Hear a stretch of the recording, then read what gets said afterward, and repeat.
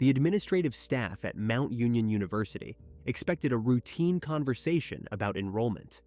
Instead, they became the unwilling audience to a massacre. On the other end of an open phone line, the rhythmic thud of an iron skillet and the desperate screams of a mother echoed through the digital void. Brenda Powell was a woman who had spent her career dedicated to saving children.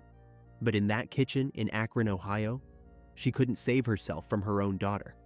As the line remained active, the golden child of the Powell family, Sydney, wasn't just ending a life. She was executing a secret that had finally and violently run out of time. Please support the channel by subscribing and liking this video. Thank you so much. The neighborhood on Scarsdale Drive in Akron, Ohio, was the kind of place where the silence felt intentional. A carefully maintained suburban piece where the lawns were edged with mathematical precision and the porch lights never flickered. In the center of this quietude stood the Powell household, a family that to any passerby represented the pinnacle of the American middle-class dream. At the heart of this home was Brenda Powell, a woman whose reputation in the community wasn't just good, it was nearly sacred. Brenda had spent 28 years as a child life specialist at Akron Children's Hospital. In the clinical, often sterile world of pediatric medicine, she was the warmth. Her job was to stand in the gap between terrified children and the daunting reality of their illnesses. She was the one who explained surgeries using dolls, the one who held the hands of parents as they received news that would shatter their worlds. She was an expert in empathy, a woman who had professionalized the act of caring. Friends and colleagues later remarked that she possessed a preternatural ability to calm the storm, making her a pillar of the hospital and the undisputed anchor of her own family. Stephen and Brenda Powell had built a life centered on their children, and Sydney, their eldest, was the shining star of that narrative. Growing up in the suburban sprawl of Northeast Ohio, Sydney was the quintessential golden child. In high school, she wasn't just a student, she was an achiever. She was the girl who balanced a demanding social life with the high expectations of a family that valued education above almost everything else. There was an unspoken pressure that permeated the halls of the Powell home, the kind of pressure that doesn't require shouting to be felt. It was a standard of excellence that Sydney seemed to embrace with a smile. When she graduated and headed to Mount Union University, a private institution about 40 miles southeast of Akron, it felt like the natural next step in a preordained journey. Sydney jumped into the college experience with the same vigor she had shown in high school. She joined the Alpha Chi Omega sorority, surrounding herself with a sisterhood that mirrored the high-achieving environment of her upbringing. She was social, she was active, and to her parents back on Scarsdale Drive, she was thriving. But the transition from the structured environment of a suburban high school to the autonomy of university life is where the first invisible fractures began to form. Mount Union is a beautiful campus, all brick and ivy and quiet study nooks. But for Sydney, those nooks became places of isolation rather than academic growth. The details of exactly when the slide began are murky, but the results were definitive. The girl who had always found a way to meet the mark suddenly found herself staring at a mounting pile of failures. By the end of 2019, the situation had moved from concerning to catastrophic. Sydney wasn't just struggling, she was drowning. The university's academic standards were clear, and Sydney had fallen far below the threshold. In December of that year, while the rest of the world prepared for the holidays, Sydney Powell was officially dismissed from Mount Union University for poor academic performance. This is the moment where the biography of a student turns into the psychology of a defendant. Most people, when faced with such a failure, would eventually break. They would tell their parents, endure the disappointment, and find a path toward redemption. But for Sydney, the golden child identity was a prison she couldn't escape.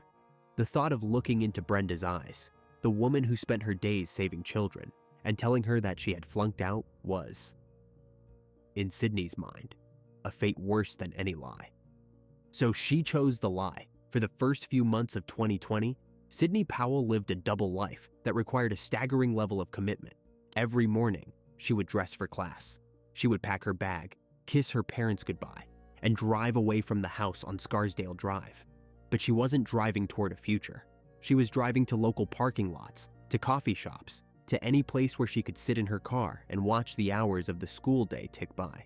She spent her days in a state of hyper-vigilant performance, maintaining a digital trail of busyness for her friends and family. She continued to pay her sorority dues. She attended campus events. She spoke to Brenda about upcoming exams and the stress of her coursework, all while knowing that she no longer had a seat in a single classroom. The pressure of this deception was immense, a weight that grew heavier with every sunset. Every time she returned home and sat across from her mother at the dinner table, the lie sat between them like a physical object. As the spring semester progressed, the university's administrative machinery continued to turn. Letters were sent, emails were dispatched, and phone calls were made. Sydney intercepted as much as she could.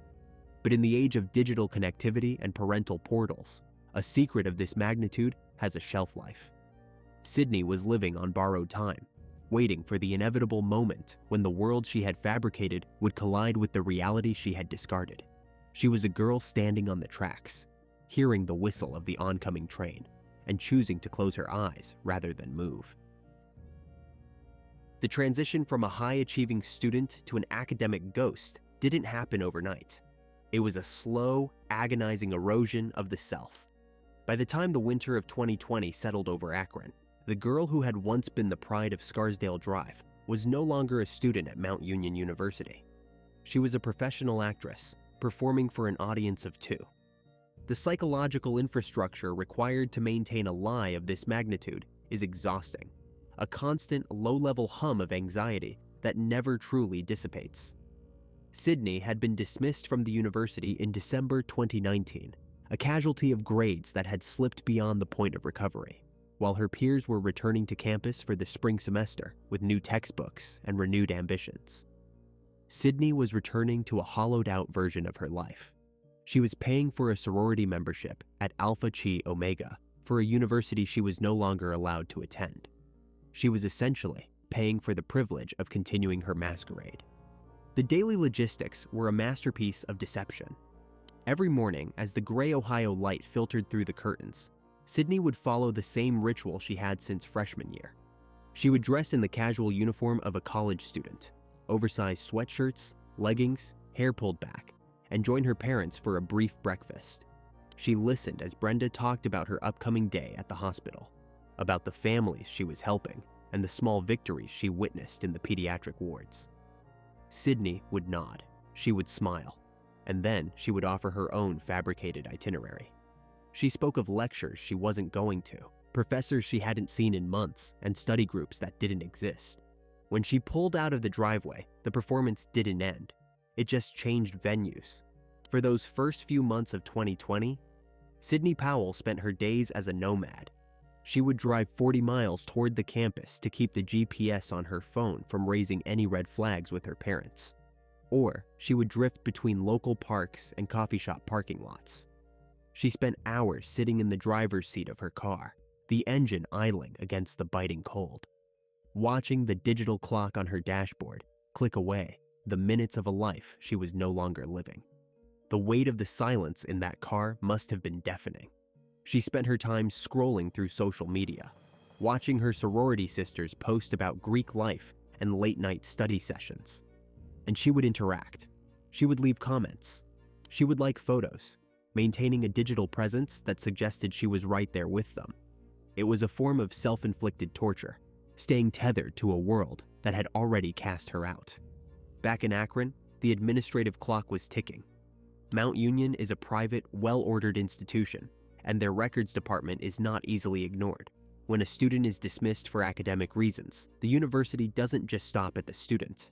They have protocols for communication. Throughout January and February, letters began arriving at the Powell home. These weren't just standard mailings.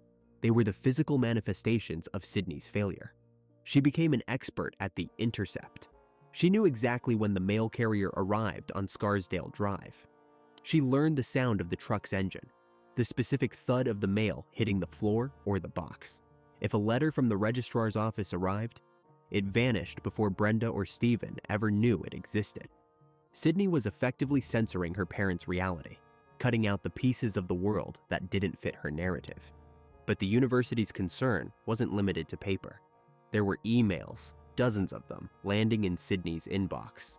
They spoke of next steps, enrollment status, and required meetings. She ignored them all, perhaps hoping that if she didn't acknowledge the reality, it would simply cease to exist. It was a strategy of total avoidance, a psychological retreat into a corner where the only thing that mattered was making it through the next 24 hours without the truth coming out. The relationship between Sydney and Brenda is the most tragic element of this lead-up. Brenda was a woman who dealt with the most difficult truths for a living. She saw children at their most vulnerable. She saw parents facing their worst nightmares. If Sydney had simply sat her mother down and told her the truth, that the pressure had become too much, that she had failed, the likely outcome would have been a supportive, if disappointed, conversation. Brenda was a fixer, a caregiver. She would have found a way to move forward. But Sydney didn't see a mother who helped parents. She saw a mother who was perfect. To Sydney, Brenda wasn't a person to confide in. She was a standard to be met. The higher Brenda's reputation grew in the community, the more impossible it became for Sydney to admit she was anything less than the girl on the graduation posters. The lie wasn't just about grades. It was about preserving the only version of herself she believed her parents could love. By early March, the walls were no longer just closing in, they were touching. The university's Associate Dean of Students, Michelle Gavin, had noticed the lack of response. The situation had moved past a simple academic dismissal and into a question of safety and administrative closure. The dean needed to speak with Sydney, or her parents. The pressure inside Sydney must have reached a fever pitch. Every phone call to the house was a potential landmine. Every time Brenda picked up her cell phone, Sydney's heart must have stopped. She was a girl living in a house of glass, and the hammers were already swinging. She had no exit strategy, no plan for what would happen when the lie finally broke. She was simply waiting for the collision. And on the morning of March 3rd, 2020, the impact finally came. The morning of March 3rd, 2020, began with a deceptive normalcy. A Tuesday morning in Akron that should have been defined by the mundane rituals of a suburban household. But instead, it became the day the glass house finally shattered. It was just before 11 a.m. The air inside the house on Scarsdale Drive was likely thick with the quiet tension of a secret that had grown too large for its container. Brenda Powell was home that morning, a rarity for a woman so dedicated to her clinical duties at the hospital. And Sydney was there too, still maintaining the facade of a student on spring break or between classes. The catalyst for the catastrophe was a phone call from Mount Union University, Associate Dean of Students. Michelle Gavin had been trying to resolve Sydney's status for weeks, and that morning, she finally dialed the Powell residence. When Brenda answered the phone, she was stepping into a reality she hadn't been permitted to see for months. On the other end of the line, Dean Gavin was professional and direct. She began to explain the reason for her call, the administrative necessity of discussing Sydney's dismissal from the university. As the words traveled through the wires and into the kitchen, the air must have left the room. Brenda, ever the advocate and the fixer, likely struggled to reconcile the voice on the phone with the daughter standing only a few feet away. Gavin later described the conversation as initially calm, but the confusion was immediate. Brenda asked for clarification. She needed to understand how her daughter, the girl who left every morning for campus, the girl who wore her sorority letters with pride, could possibly have been dismissed back in December. The dean held her ground, confirming the academic failure and the subsequent expulsion. It was a cold, hard fact meeting a warm, soft lie. Sydney was in the room. She was watching her mother's face as decades of trust were dismantled in a matter of seconds.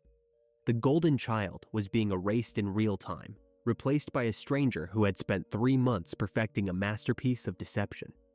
The psychological pressure that had been mounting since December finally found its vent.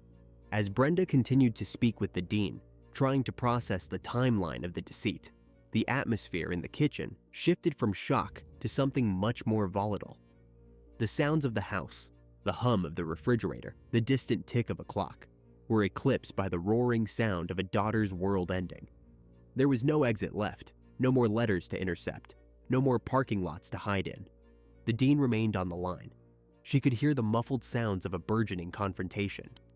Brenda began to question Sydney, her voice likely rising not in anger, but in a desperate attempt to find a logic that wasn't there. She asked Sydney why she hadn't come to them, why she had chosen to live in a lie for so long. Then, the audio record of the morning took a terrifying turn. Through the receiver, Dean Gavin heard a sudden, violent thud. It was a heavy, metallic sound, the impact of an iron skillet against flesh and bone. This wasn't a calculated move. It was a frantic, primal explosion of shame and rage. Sydney had reached for the nearest object, an iron skillet sitting in the kitchen, and struck her mother. The phone remained active. It lay on the counter or the floor, a digital witness to the unthinkable. Gavin heard the screams. She heard Brenda crying out, a sound that shifted from confusion to sheer, agonizing terror. The dean, 40 miles away in her office, was paralyzed by the sounds of a struggle she couldn't see. She heard the rhythmic, sickening thud of repeated blows. Inside the kitchen, the scene was chaotic. The skillet had been the beginning, but it wasn't enough to silence the truth. Sydney moved from the heavy iron to a steak knife. The violence escalated into a frenzy. Brenda, the woman who had spent her life healing, was now fighting for her life against the one person she had nurtured above all others. There was a struggle. Forensic evidence later showed that Brenda fought back. Defensive wounds on her hands and arms told the story of a mother trying to ward off the blade of her own child. But Sydney was younger, fueled by a terrifying cocktail of adrenaline and the total collapse of her identity. She stabbed her mother nearly 30 times. On the phone, Dean Gavin heard the thump, thump, thump of the attack. She heard the gurgling sounds of a woman losing her ability to breathe. She heard the silence that eventually followed the screams. And then, she heard Sydney's voice. It wasn't a voice of remorse. According to the dean's testimony, Sydney didn't sound like a girl who had just realized what she'd done. She sounded like someone trying to regain control of the narrative. Sydney picked up the phone. She didn't speak to Gavin directly at first. Instead, she began a frantic performance. She began to stage the scene of a home invasion. Gavin heard Sydney shouting, as if to an invisible intruder telling them to get out. She heard the sound of glass shattering, Sydney breaking a window to create the illusion of a forced entry. It was a desperate, clumsy attempt to rewrite the ending of the story, even as her mother lay dying on the linoleum floor. When Sydney finally spoke into the phone, her voice was frantic. She told the dean that someone had broken in, that her mother was hurt, but the dean had heard too much. She had heard the sequence of events. She had heard the lack of any other voice in that kitchen. The digital bridge between Mount Union and Scarsdale Drive had captured the truth before the lie could even be formulated. The call ended, and the house fell into a heavy, suffocating silence. Sydney was left alone with the body of the woman who had been her greatest champion. The blood on the floor was the final, indelible proof of her failure. In those minutes after the attack, Sydney didn't call 911. Instead, she called her father. She reached Stephen Powell and told him the same story she had shouted into the phone for the dean's benefit. She claimed an intruder had attacked Brenda. She sounded like a victim. She played the part of the terrified daughter, all while the steak knife and the skillet sat nearby, stained with the evidence of her snap. By the time sirens began to wail in the distance, the neighborhood on Scarsdale Drive was still quiet. The neighbors hadn't heard the screams. They hadn't seen the struggle. To the outside world, it was still a Tuesday morning in a perfect suburb. But inside the Powell home, the golden child was gone, and in her place stood a girl covered in the reality she had tried so hard to kill. The first responders who arrived on the scene found a house of horrors. They found Brenda still clinging to life by a thread, and Sydney distraught and seemingly broken. The performance was ongoing, but as the paramedics worked to save Brenda and the police began to secure the kitchen, the cracks in Sydney's new story were already appearing. The iron skillet was there, the steak knife was there, and 40 miles away, an associate dean was already telling the police what she had heard over the line. The confrontation wasn't just a physical fight. It was the violent collision of two worlds, the world of Scarsdale Drive excellence and the world of the parking lot nomad. When those two realities hit each other, Brenda Powell was the one caught in the impact. Sydney had killed her mother to keep her from knowing the truth, only to ensure that the truth would be the only thing the world would ever remember about her. The kitchen of the Powell home was a space designed for order, a bright, functional room where Brenda likely felt most at peace. But on the morning of March 3rd, 2020, that order was about to be obliterated by a secret that had finally reached its expiration date. Earlier that morning, Stephen Powell had attempted to log into the university's tuition portal, only to find himself locked out. A technical hurdle that led him to contact Mount Union directly. The truth he uncovered was a physical blow. His daughter hadn't been a student for months. After Stephen shared this devastating revelation with Brenda, she did what any protective, concerned mother would do. She left her post at the hospital and drove home to help her daughter navigate the wreckage of her lies. When Brenda entered the house on Scarsdale Drive, the atmosphere wasn't just tense, it was suffocating.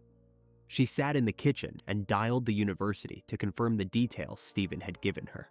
On the other end of the line was Associate Dean of Students Michelle Gavin. As the two women spoke, the administrative reality of Sydney's dismissal was laid bare, and Sydney was standing right there, watching the final pillars of her fabricated life collapse in real time. To Sydney, the sound of her mother's voice on that phone wasn't just a conversation, it was the sound of her own social and familial execution. The transition from a verbal confrontation to a lethal assault happened with a speed that defied logic. The primary weapon was a heavy cast iron skillet, a mundane household object that, in an instant, became a blunt force instrument of rage. Through the open phone line, Dean Gavin heard a sudden, rhythmic series of thuds, a heavy thump, thump, thump that echoed through the receiver 40 miles away. She heard Brenda's screams, sounds of pure, unadulterated terror that eventually dissolved into a chilling, gurgling silence. But the skillet wasn't enough to satisfy the eruptive pressure inside Sydney, in what prosecutors would later describe as a cold, purposeful decision to ensure the end of a life. Sydney switched weapons. She reached for a steak knife. This wasn't a single, impulsive strike. It was a sustained, frenzied attack. Brenda Powell was stabbed nearly 30 times, with the majority of the wounds concentrated on her neck. The ferocity of the assault was so extreme that it left the kitchen in a state that looked more like a battlefield than a suburban home. The golden child was no longer just hiding a secret. She was actively, violently erasing the only person who had the power to expose it.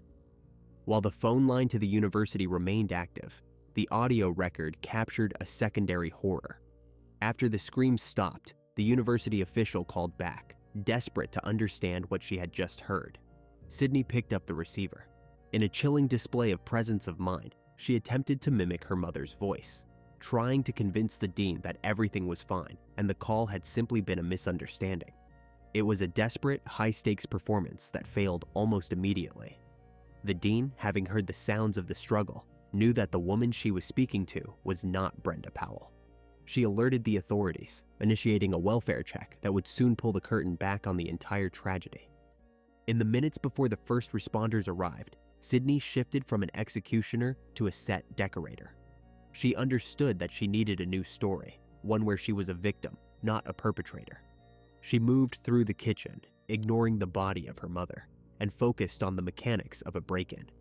She took a heavy object and shattered a window at the back of the house, creating a physical entry point for a phantom intruder. She left the sliding glass door ajar and messed with the vertical blinds, ensuring that bloodstains were visible on the fabric to suggest a struggle with an outsider. As the sirens grew louder, Sydney began her final act of the morning. When the first police officers pulled into the driveway, they didn't find a girl hiding in shame. They found a girl in the throes of a public breakdown. She was standing outside, screaming at an invisible assailant, demanding they leave her home. She told the arriving officers that an intruder had burst into the house and that her mother had heroically told her to run for safety. She claimed that she had only just returned to find her mother on the floor. The scene inside the house told a different story. The officers found blood on the blinds, and Brenda lying in the back of the house, still clinging to a heartbeat but fading fast. Sydney herself was covered in signs of the struggle, not the defensive wounds of a victim, but the telltale marks of an attacker. Her own hands were actively bleeding from cuts she had sustained, while the knife slipped during the frenzy. She stood on the pavement, provided her name to the authorities, and then she simply dropped. She fell to the ground in a state of apparent catatonia, staring into space and refusing to answer any further questions. Paramedics rushed Brenda to Cleveland Clinic, Akron General, the very hospital where she had spent decades saving others. But the damage was too extensive. The combination of blunt force trauma from the skillet and the catastrophic blood loss from the 30 stab wounds proved fatal. Brenda Powell, the woman who had spent her life as a beacon of empathy, was pronounced dead shortly after arrival. Back at the house, the investigation was already pivoting. The broken window didn't look right. The glass had fallen in a way that suggested it was broken from the inside, not the out. The intruder had left no footprints in the soft Ohio dirt outside. And most damningly, there was the open phone line to Mount Union, a digital witness that had recorded the sounds of a daughter's secret becoming a mother's death sentence. The arrival of the first patrol units turned the sterile piece of Scarsdale Drive into a high-intensity forensic theater. Detectives stepped into a house that had been staged to look like a nightmare. But for the experienced eye, the scene felt less like a crime of opportunity and more like a poorly rehearsed play. The intruder story, the centerpiece of Sydney's frantic narrative, began to disintegrate before the first roll of yellow tape was even unfurled. The most glaring red herring was the shattered window at the rear of the residence. In a standard home invasion, the physics of entry are predictable. Glass is forced inward, shattering across the floor as a perpetrator gains access. But at the Powell home, the glass told a different story. The vast majority of the shards were discovered on the grass and mulch outside. The window hadn't been smashed to get in. It had been smashed to get out of the truth. It was a clumsy attempt at misdirection, a physical impossibility that immediately shifted the focus from a phantom stranger to the person left standing in the kitchen. Then there was the perimeter. Akron police conducted a sweep of the soft, damp ground surrounding the house, searching for the heavy footprints of a fleeing assailant. They found nothing. No crushed grass, no mud tracked onto the porch, no DNA left on the gate. The march soil was a silent witness that confirmed no one had approached or left that house in the minutes leading up to the sirens. Inside the kitchen, the forensics grew even more damning. The detectives focused on the trail of blood that coated the linoleum and the vertical blinds. Sydney had claimed she was a victim who had been forced to witness the attack. Yet the injuries on her own body didn't align with that of a bystander. The cuts on her hands and fingers were deep, but they weren't defensive. There were no marks on her forearms or palms suggesting she had warded off a blade. Instead, the lacerations were consistent with slippage, the common occurrence when an attacker's hand slides down the handle of a knife as it meets resistance. Her own blood was mixed with Brenda's in a way that suggested they were both part of the same violent motion. The investigation then moved to the digital record, the most objective witness of all. Detectives seized Sydney's laptop and phone, expecting to find the typical life of a college sophomore. Instead, they found a ghost. The parking lot nomad was revealed through months of GPS data. The phone showed her sitting for 6 hours at a time in a Starbucks parking lot or idling at a local park, miles away from the Mount Union campus. The logs showed she had been intercepting every piece of communication from the university, deleting emails from the dean, and silencing notifications from the registrar. But the black box of this case was the phone call with Associate Dean Michelle Gavin. When investigators interviewed the dean, the red herrings were officially swept away. Gavin didn't just hear the aftermath, she heard the transition.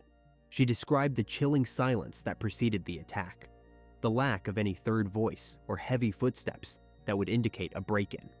She recounted the moment Sydney picked up the phone after the screaming stopped, attempting to mimic Brenda's voice to convince the university that everything was fine. It was a level of calculated deception that suggested Sydney wasn't in the midst of a mental break. She was in the midst of a cover-up. As the physical evidence mounted, the police turned their attention to the catatonic state Sydney had displayed on the lawn, while she sat in the hospital, staring blankly at the wall and refusing to speak. Medical staff monitored her vitals. They noted that her heart rate and blood pressure remained remarkably stable, inconsistent with the physiological profile of someone suffering from a true dissociative break or acute trauma. To the investigators, it looked like a tactical silence. The community's reaction added a layer of social pressure to the investigation. Rumors flooded the suburban streets of Akron. People couldn't reconcile the golden child they knew with the bloodied kitchen on Scarsdale Drive. The neighbors spoke of a family that was the envy of the block, a daughter who was always smiling, a mother who was a saint. The fear wasn't just that a murder had happened, it was the realization that the perfection they all strived for could be a mask for something so hollow. Detectives also scrutinized the father, Stephen Powell, but only to understand the depth of the deceit. He described the moment he discovered the tuition portal lockout, the initial confusion that turned into the realization that his daughter's entire life was a fabrication. His grief was visceral, but his testimony provided the final piece of the motive. The why wasn't about hatred, it was about the absolute, paralyzing fear of being ordinary. Sydney had spent 20 years being the best, and when she couldn't be the best anymore, she decided she would rather be a murderer than a failure. By the time the search warrants were fully executed, the red herrings had vanished. The intruder was a myth, the break-in was a lie, and the catatonia was a performance. All that remained was a girl who had traded her mother's life for a few more hours of a secret. The courtroom in 2023 became a battleground of psychological theories, a clash between the image of a cold-blooded killer and a girl lost in a mental fog. The defense presented a narrative of undiagnosed schizophrenia, arguing that Sydney was in the grip of a psychotic break when she reached for that skillet. They brought in experts who spoke of a mind fractured by the weight of expectations, a girl who didn't even recognize the woman she was attacking. But the prosecution countered with a different diagnosis: narcissism and desperation. They pointed to the 3 months of meticulous lies, the staged break-in, and the way she tried to mimic Brenda's voice on the phone. This wasn't madness, they argued. It was a frantic attempt to preserve a brand. Despite her father and grandmother pleading for mercy, the jury wasn't moved. In September 2023, Sydney Powell was found guilty on all counts, including murder and tampering with evidence. She was sentenced to life in prison with the possibility of parole after 15 years. The golden child had finally traded her suburban crown for a state-issued jumpsuit. The house on Scarsdale Drive stands as a silent monument to the lethal cost of a perfect image, a home where the grass is green, but the memories are permanently stained.